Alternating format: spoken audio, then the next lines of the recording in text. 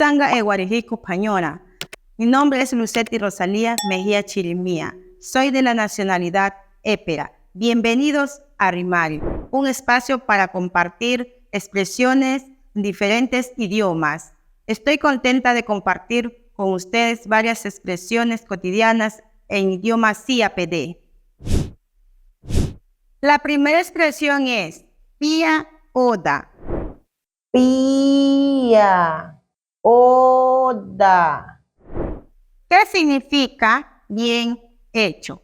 Lo utilizamos para felicitar a alguien por un buen trabajo. Por ejemplo, reviso la tarea de mi hijo y miro si está bien. Le digo Pia Oda, bien hecho.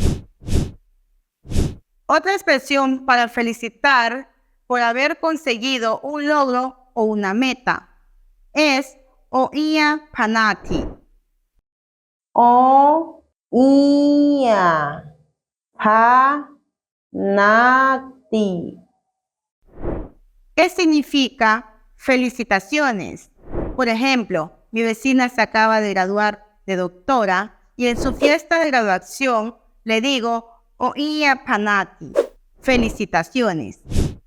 Recuerden, cuando quieran felicitar a alguien por un buen trabajo, utilicen Pia Oda. Pero si quieren felicitar por un logro o meta alcanzado, digan Oia Panati. No olvides compartir estas nuevas expresiones con familiares, amigos y vecinos. Valoremos nuestra cultura e idioma ancestral, así nos mantenemos vivos.